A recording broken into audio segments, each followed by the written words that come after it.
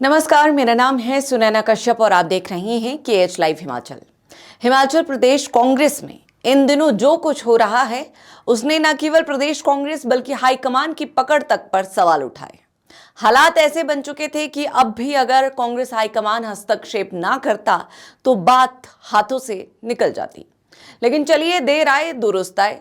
शिमला में पार्टी की अनुशासन समिति की बैठक बुलाई गई और माना जा रहा है कि इस बैठक में केवल नीरज भारती ही नहीं बल्कि उन नेताओं की भूमिका पर भी चर्चा हुई जो लगातार मीडिया और सोशल मीडिया के जरिए बयानबाजी कर रहे हैं। अब सवाल यह है कि क्या इस कार्रवाई से कांग्रेस की इस खींचतान पर विराम लगेगा या ये गृह युद्ध यूं ही जारी रहेगा। दरअसल पूरे विवाद की शुरुआत नगर निगम और स्थानीय निकाय चुनावों के परिणामों के बाद तेज हुई। 4 नगर निगमों में से 3 जगह कांग्रेस को हार का सामना करना पड़ा। इन नतीजों ने संगठन और सरकार दोनों की कार्यशैली पर सवाल खड़े कर दिए। लेकिन इन सवालों को पार्टी मंच पर उठाने के बजाय पूर्व विधायक और कांग्रेस के पूर्व प्रदेश उपाध्यक्ष नीरज भारती ने सोशल मीडिया का रास्ता चुना। कारण क्या रहे, वो नीरज भारती भली भांति जानते होंगे। उन्होंने लगातार कई पोस्ट लिखकर मुख्यमंत्री सुखविंदर सिंह सुक्खू सरकार और संगठन को निशाने पर लिया।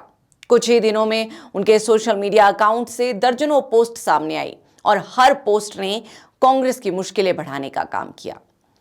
नीरज भारती ने केवल सरकार की कार्यप्रणाली पर सवाल नहीं उठाए बल्कि उन्होंने पार्टी नेतृत्व को लेकर भी गंभीर टिप्पणियां की।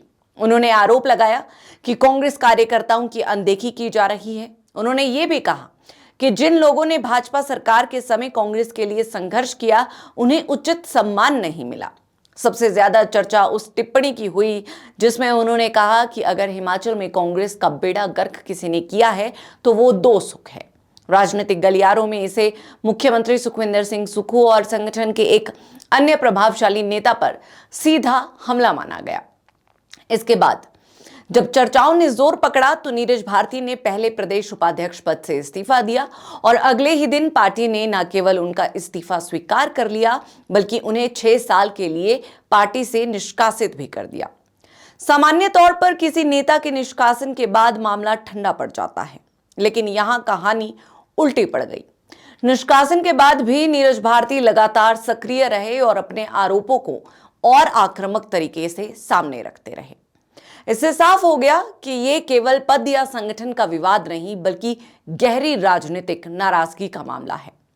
मामले ने और तूल तब पकड़ा जब कांग्रेस के कई नेता खुलकर मैदान में उतर आए। HRTC के उपाध्यक्ष अजय वर्मा, कांग्रेस महासचिव विनोद जिंटा और अन्य नेताओं ने प्रेस कॉन्फ्रेंस कर नीरज भारती के आरोपों का जवाब देना शुरू किया। जवाबी हमलों का यह सिलसिला धीरे धीरे व्यक्तिगत आरोपों तक पहुंच गया। मुख्यमंत्री सुखविंदर सिंह सुक्खू ने भी एक सार्वजनिक कार्यक्रम में बिना नाम लिए नशेड़ी लोगों वाली टिप्पणी कर दी। राजनीतिक पर्यवेक्षकों ने इसे नीरज भारती पर निशाना माना। इसके बाद भारती ने भी तीखा पलटवार किया और विवाद और गहरा हो गया। यही वो मोड़ था जहां कांग्रेस नेतृत्व को एहसास हुआ कि मामला अब केवल एक नेता की नाराजगी तक सीमित नहीं रहा है। हर दिन नए बयान, नए आरोप और नए पलटवार सामने आते गए। इससे विपक्ष को कांग्रेस पर हमला करने का मौका मिल रहा है और सरकार की छवि भी प्रभावित हो रही है। पार्टी को यह डर भी सता रहा है कि अगर यही स्थिति बनी रही तो कार्यकर्ताओं के बीच गलत संदेश जाएगा और जनता के सामने कांग्रेस एक बटी हुई पार्टी के रूप में दिखाई देगी। इसीलिए अब अनुशासन समिति की बैठक को बेहद महत्वपूर्ण माना जा रहा है। सूत्रों की माने तो बैठक में केवल नीरज भारती के मुद्दे पर चर्चा नहीं बल्कि उन नेताओं को भी चेतावनी दी जा सकती है जो रोजाना मीडिया में बयान देकर विवाद को बढ़ा रहे हैं। पार्टी का मानना है कि जब नेता सार्वजनिक मंचों पर एक दूसरे पर हमला करते हैं तो नुकसान केवल व्यक्ति का नहीं बल्कि पूरे संगठन का होता है। इसीलिए संभव है कि सभी नेताओं को सोशल मीडिया और मीडिया में बयानबाजी से बचने की सख्त सलाह दी जाए।